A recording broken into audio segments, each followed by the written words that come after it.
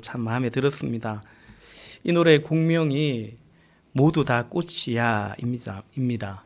오늘 말씀의 제목도 이 노래의 제목을 그대로 따서 한번 삼아 보았습니다.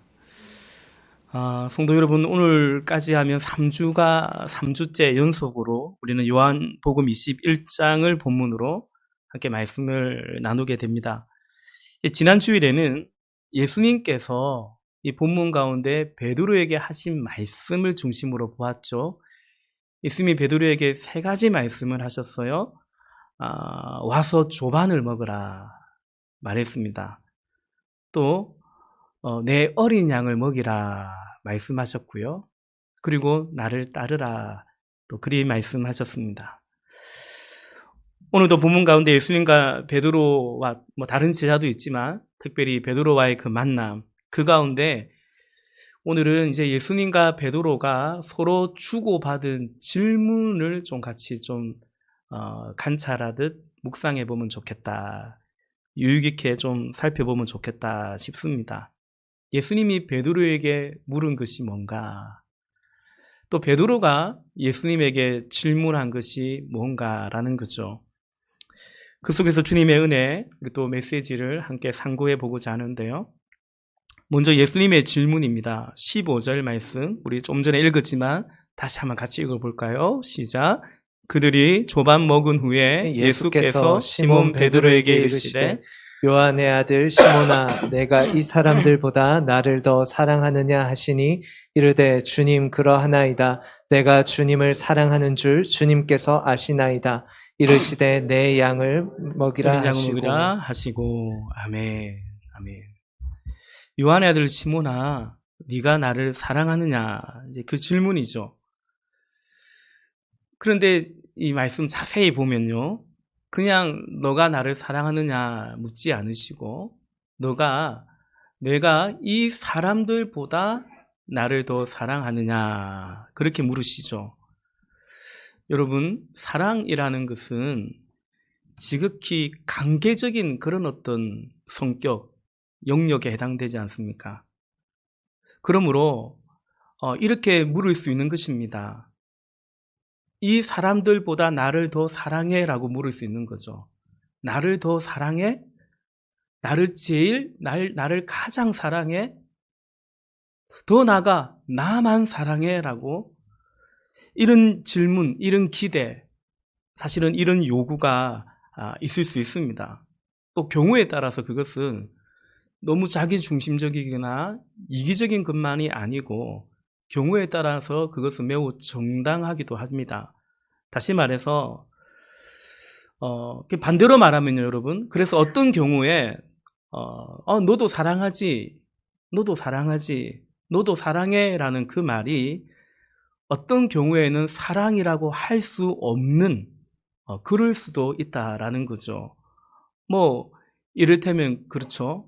부부 사이에 혹은 연인 사이에서 다른 이성적 사랑이 용납이 안 되는 거죠. 아내를 두고 당신도 사랑해 라고 말하면 그럼 나 말고 또 어떤 여자를 사랑하냐 이거죠. 누구를 사랑하느냐 이거죠. 그건 너도 사랑해. 어떤 경우에서 그 말은 사랑해가 아니고 모욕이 될 수 있고 그야말로 외도가 되고 간음이 될 수도 있는 거 아닙니까? 그런 점에서 여러분, 오늘 예수님이 베드로에게 네가 이 사람들보다 다른 그 무엇보다 나를 더 사랑하느냐 이 질문은 베드로의 주님이신, 그리고 오늘 우리들의 주님이신 예수님의 마땅한 물음일 수 있는 것입니다. 매우 정당한 바람이고 또 우리를 향한 요청이십니다. 오늘 예수님이 베드로에게 이 질문을 한 이후에, 그리고 베드로가 대답하죠. 내가 주님을 사랑하는 줄을 주님이 아십니다 라고 대답한 후에 예수님이 베드로에게 2가지 명령, 요청을 하지 않습니까? 우리 지난주에 살펴보았던 것처럼 첫 번째는 내 어린 양을 먹이라 말씀하셨고요. 2번째는 전체적인 의미죠. 2번째는 나를 따르라. 이제 그렇게 말씀을 하셨습니다. 여러분, 네가 이 사람들보다 나를 더 사랑하느냐?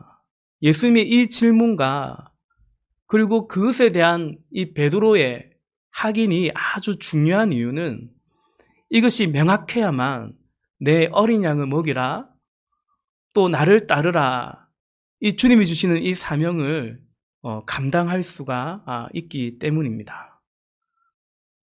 이거 2층에 예배 소리가 오늘 크게 들리네요. 예. 결과적으로 여러분, 예수님 말씀은 이런 뜻입니다. 네가 이 사람들보다 나를 더 사랑하느냐, 이 말씀은 사람들이 아닌 나를 바라보겠느냐, 나를 사랑하겠느냐라는 그 말이죠. 심지어 더 나아가서는 예수님이 내 어린 양을 먹이라고 하셨는데 그 어린 양이 아닌 나를 바라보겠느냐, 나를 사랑하겠느냐라는 그 말이 됩니다. 제가 종종 말씀드리지만 우리가 다시 한번 기억할 것은 여러분, 주님이 예수님이 내 어린 양을, 당신의 양을 먹이라고 말씀하셨어요. 그러나 예수님이 베드로에게 물어본 것은 네가 내 양을 사랑하느냐? 그러니까 내 양을 먹여라 말씀하신 게 아니라는 거죠. 예수님이 베드로에게 물어본 것은 네가 나를 사랑하느냐라고 물으셨습니다. 주님을 사랑한다고 했을 때 내 어린 양을 먹이라 말씀하셨어요. 그 말인즉 양을 사랑해서, 양을 사랑한다고 해서 양을 먹일 수 있는 것이 아니라는 것입니다. 주님을 사랑해야 주님의 양을 먹일 수 있고요, 그리고 주를 따를 수 있다라는 것입니다. 여러분, 네가 이 사람들보다 나를 더 사랑하느냐?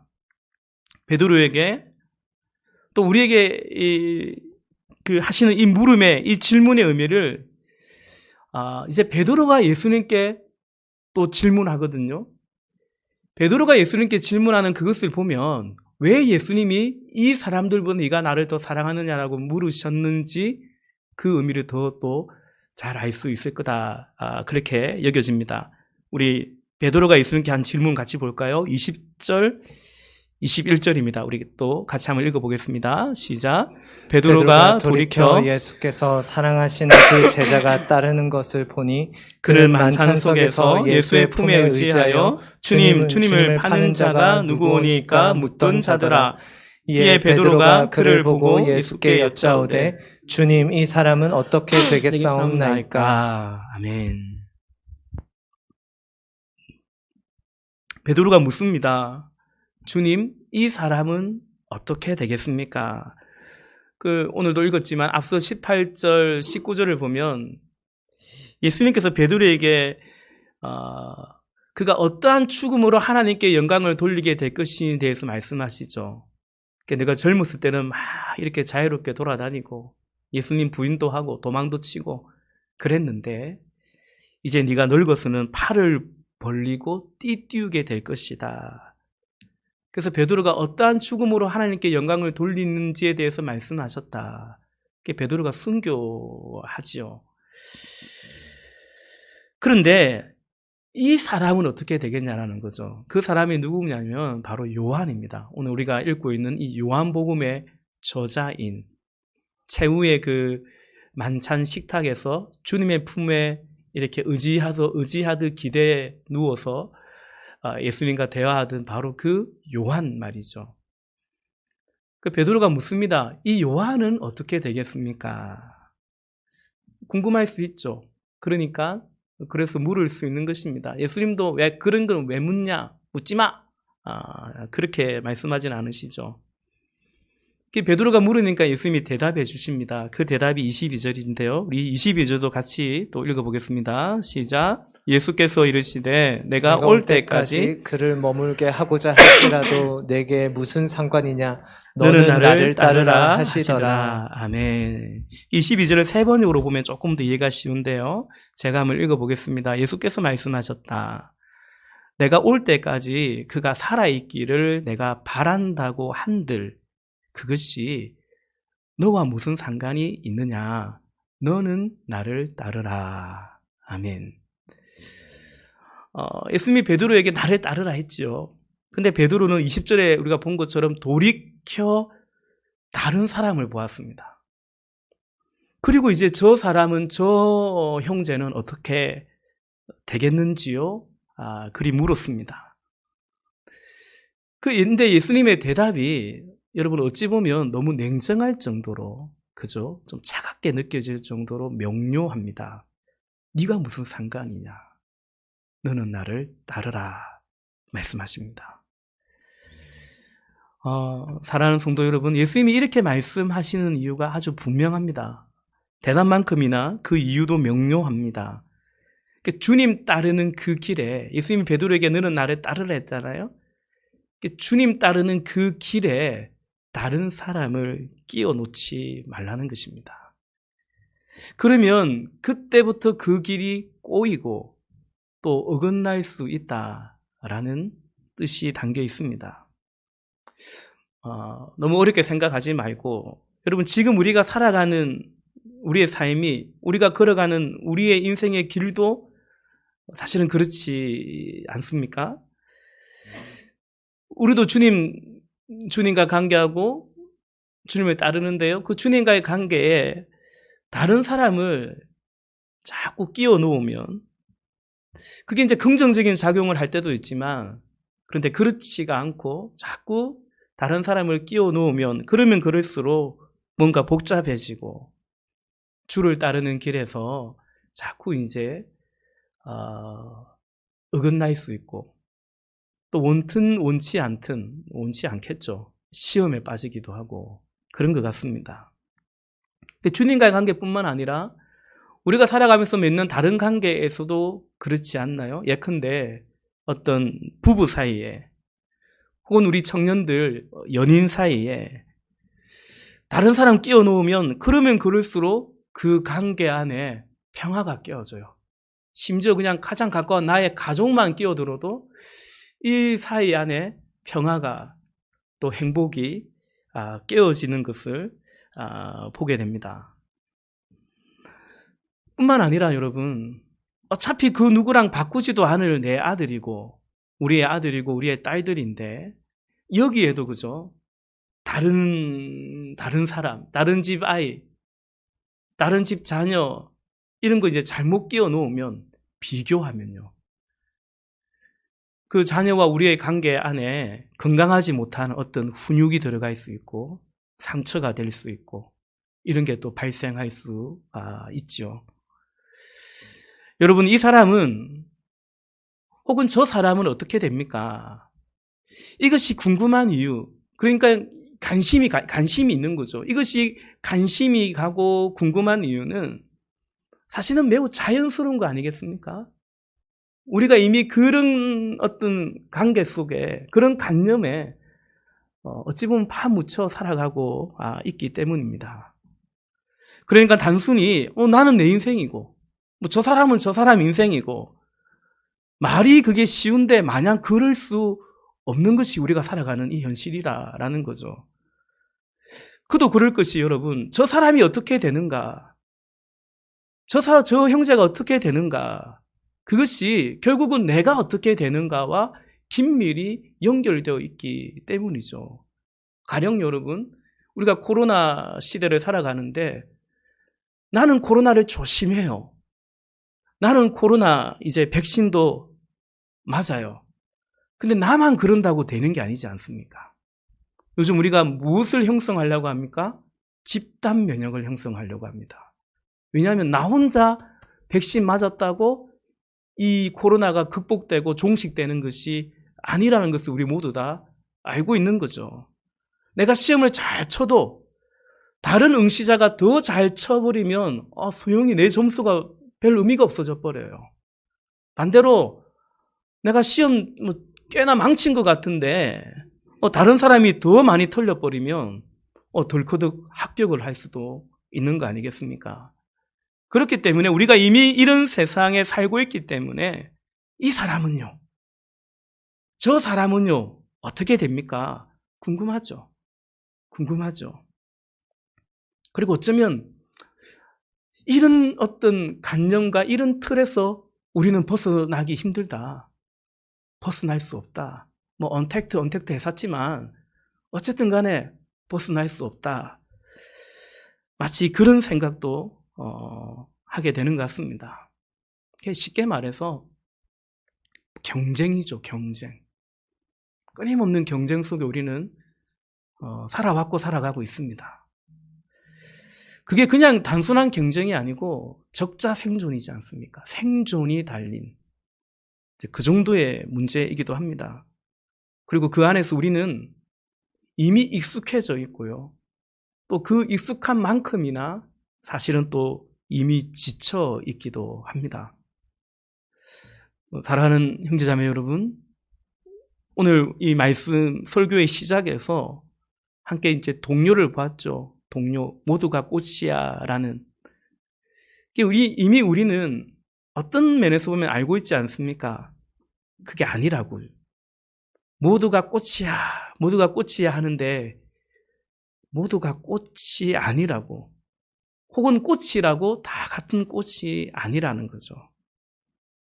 그러니 그건 꽃이라고 해도 꽃이 아니고, 산에 피어도 꽃이고, 들에 피어도 꽃이고, 예뻐도 꽃이고, 못나도 꽃이고, 다 꽃인데, 그러나 모두가 꽃이 아니고, 어디서 피는지도 중요하고, 어떤 모양새로 피는지도 중요하고, 다 다르다라고, 같지 않다고 우리는 생각합니다.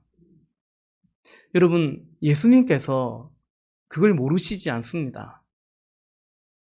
예수님이 오늘 베드로에게 네가 무슨 상관이냐, 너는 나를 따르라 라고 말씀하실 때 꼭 오늘 이 본문에서뿐만 아니라 예수님이 이 땅을 살아가는 우리에게, 우리를 향해서 두 가지 말씀을 하십니다. 그러니까 알고 계신 거죠. 첫째는 말씀드린 것처럼 이 땅이 그렇다라는 것을 알고 계세요. 마치 적자 생존 같은, 그저 다른 사람이 어떻게 되는지 궁금할 수밖에 없는 그런 세상이라는 것을, 우리가 그 속에서 또 산다는 것을 예수님이 알고 계십니다. 그게 익숙해져 있고 또 이미 지쳐 있다는 것을 주님이 아십니다. 두 번째 예수님이 또 말씀하시는 것은 뭐냐면, 그런데 그것은 하나님의 원래 창조는 아니라는 거죠. 지금 이런 세상, 이런 구조가 하나님의 의도가 아니라는 것을 예수님이 아십니다. 그래서 예수님의 뜻은 뭐냐면 우리를 거기로부터 건져주겠다는 거죠. 구원해 주시겠다는 것입니다. 그래서 그런 세상 따르지 말고, 그런 세상 따라가지 말고 나를 따르라고요. 복음을 믿고 주님을, 하나님 나라를 향해서 가자, 그리 말씀하시는 것입니다. 이것이 예수님의 의도요, 예수님의 뜻입니다. 여러분, 그런데 사람들이 착각을 해요. 예수를 믿으면서도, 예수를 따르면서도 착각을 해요. 그래서 제자들도 사실은 그랬습니다. 제자들이 예수님을 이제 적지 않은 시간 동안, 제법 오랜 시간 동안 예수님과 같이 하고 따라가는데요. 그 가운데 누가복음 9장 46절 말씀 보면 제자 중에서 누가 크냐 하는 변론이 일어납니다. 야, 우리 중에 누가 더 커? 누가 넘버원이야? 서열이 어떻게 돼? 누가 위아래야? 변론이 일어납니다. 그때 예수님께서 작은 어린아이 하나를 딱 세우시고 품에 안으시고 이렇게 말씀하시죠. 누가복음 9장 48절 말씀에 보면 쭉 이렇게 말씀하시면서 너희 모든 사람 중에 가장 작은 그가 큰 자니라, 이렇게 말씀하십니다. 그런데 이제 주님이, 시간이 더 많이 흘러서 이제 주님이 잡히시고 십자가에 죽으실 바로 그날, 그 무렵에 이 제자들 사이에서 같은 논쟁, 같은 다툼이 또 발생해요. 누가복음 22장, 한참 지난 거죠. 22장 24절을 보면 또 그들 사이에 그중 누가 크냐 하는 다툼이 난지라. 이때 예수님께서 22장 25절과 26절에서 이렇게 말씀하시죠. 예수께서 이르시되 이방인의 임금들은 그들을 주관하며 그 집근자들은 은인이라 칭함을 받으나 왜 더 크려고 합니까? 왜 더 높으려고 합니까? 세상이 그렇기 때문이죠.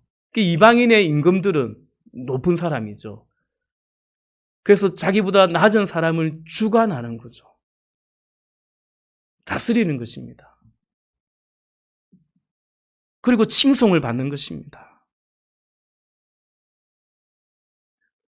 26절에서 그러나 너희는 그렇지 않을지니 너희 중에 큰 자는 젊은 자와 같고 다스리는 자는 섬기는 자와 같을지니라 말씀하시면서 그 다음 구절 27절에서 예수님께서 이렇게 말씀하십니다. 그러나 나는 섬기는 자로 너희 중에 있노라 말씀하십니다. 그러니까 여러분, 누가 크냐? 너와 나 중에 누가 더 크냐, 높으냐? 누가 더 잘 됐냐, 잘 사냐? 제자들이 그런 세상 가운데 살고 있었죠. 지금 이 땅도 그렇죠. 예수님이 그런 세상 속에 살고 있던 제자들을 부르신 것입니다. 그 말인즉 그 세상에서의 구원입니다. 그 애굽에서의 탈출이죠. 출애굽입니다. 그리고 그리하여서 그 세상이 아닌 주님을, 하나님 나라를 이제 쫓아라, 따라가라 라는 것이죠. 그런데 제자들이 착각을 하고 있어요.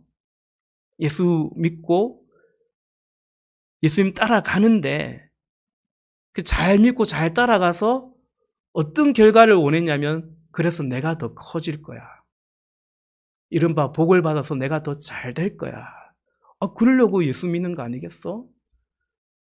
그러려고 이렇게 주일 아침에 예배당에 나오는 거 아니겠어? 이게 무슨 제자들이요? 세상도 아니에요. 제자들 중에서 이미 그 안에 이미 세상이 들어와 있고 제자들 중에서 이미 그런 또 하나의 리그 쟁탈전을 하고 있었던 것입니다.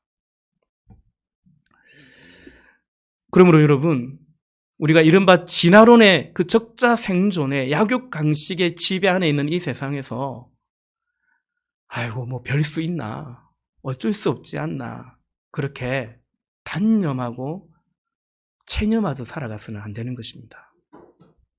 더욱이 예수 믿어서 그 경쟁 쟁탈전에서 이겨보겠다라는 것은 난 예수님 말씀을, 예수님의 가르침을, 예수님의 구원을 어떤 의미에서 거절하겠다라는 것과 같은 생각입니다. 그러면 안 되죠. 여러분, 우리가 함께 간절히 원하고 또 기도하고 싶은 것은요, 여기가, 우리 교회가 마치 진화론의 그 세상이 그대로 지배하는, 예수님과 함께 했지만 제자들은 세상의 논리가 그 안에 들어와 있었거든요. 마치 우리 교회가 그런 세상이 그대로 지배하는 그런, 여긴 또 여기대로 교회라는 또 하나의 무슨 어떤 리그, 그 안에 있어야 어떤 성부나 그런 랭킹이 되지 말고, 여러분, 이곳은 그런 세상에서의 노고가 얼마나 힘듭니까? 그런 세상에서의 노고가 교회와 특별히 목장 안에서 진솔하게 나누어지고, 그래야 그 안에 주님의 위로를, 그리고 우리가 영원히 바라볼 딸을, 그 하나님 나라를 함께 경험할 수 있기를 간절히 소망합니다. 네가 이 사람들보다 나를 더 사랑하느냐? 이 질문에 여러분, 저와 여러분이 그 질문 그대로 그 사람들보다 주님을 더 사랑해서, 여전히 우리가 사람들 속에 살아가고 있지만 그저 똑같이 경쟁하고 그 라이벌 의식 속에 사실은 미워하고, 그러다가 또 다른 누군가가 아닌 바로 우리 자신들이 병들고 불행해지고, 그런 인생들이 아니고요. 우리는 정말 주님을 사랑해서 그 세상을 향해서, 그런 인생들을 향해서 우리의 구주이신 예수 그리스도를 전할 수 있기를 원하는 것입니다. 꼭 그렇게 살지 않아도 된다고. 굳이 꼭 그렇게 살지 않아도 된다고, 그럴 필요 없다고 말이죠. 여러분, 거듭남의 증거가 어찌 보면 사람들에 대한 인식의 변화가 아닐까요? 거듭났다라는 것은. 어느 목사님의 목회 칼럼을 제가 읽었는데, 거듭났다라는 것은 부러움이 사라졌다. 세상에 인간적인 그런 부러움이 사라진 것이 아니냐, 아주 공감이 되었습니다. 우리가 육신 안에 거하며 시기하고 질투하고 살았는데, 이제 주님 안에 거하며 성령 안에 거하며 우리의 그런 육의 것들이 다루어지는 거죠. 성령의 다스림 가운데 있게 되는 거죠. 갈라디아서 5장 25절과 26절에 이렇게 말씀하죠. 만약 우리가 성령으로 살면 또한 성령으로 행할지니 헛된 영광을 구하여 서로 노엽게 하거나 서로 투기하지 말지니라. 여러분, 세상이 다 영광을 구하지 않습니까? 근데 그 영광이 말 그대로 영광이기 때문에 다 돌아가는 게 아니거든요. 내가 취하지 못하면 결국 다른 사람에게 뺏기는 것이기 때문에 영광을 구하고 살아가요. 그러면서 그 삶의 방식이 서로 노엽게 하고 서로 투기하고 그렇게 마음을 아프게 하고 상처를 주고 받기도 하고 꼭 그런 것 같습니다. 사랑하는 형제자매 여러분, 성령의 도우심으로 우리가 이런 세상에서의 그런 지난날의 그런 것들을, 육신의 것들을 청산해야겠죠. 그래야 나아가서 갈라디아서 6장 2절에 말씀하시는 것처럼 너희가 짐을 서로 지라. 다른 사람 아예 막 관심도 갖지 말고 그저 네 인생 네가 살면 되고 네 것만 챙기면 되고 주님만 바라보면 되고, 그게 성경의 가르침이 아니죠. 이제 주님의 안에 성령 안에 거하면서 너희가 짐을 서로 지라. 다른 사람을, 형제를 돌아보라는 것입니다. 그리하여서 그리스도의 법을 승치하라 말씀합니다. 함께 여기까지 함께 우리가 이 영적 성장에 함께 이룰 수 있기를 주님의 이름으로 축원합니다.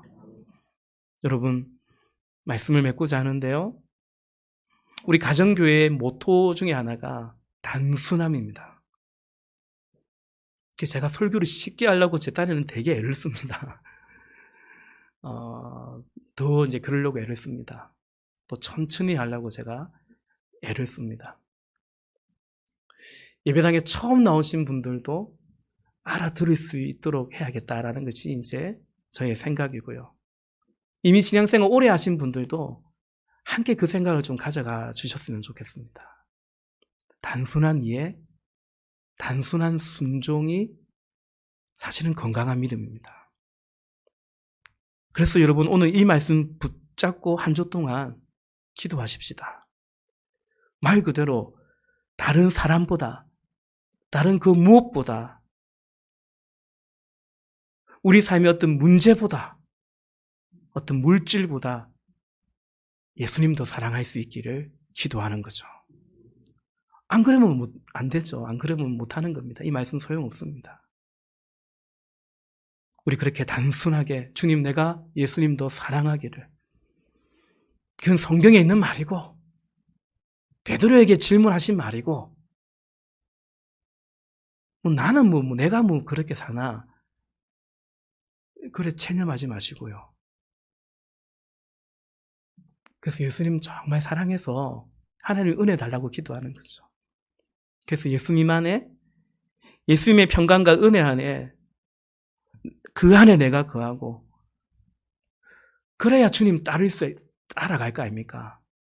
그래야 주님 따르기를 사모하고 기도하기를 원합니다.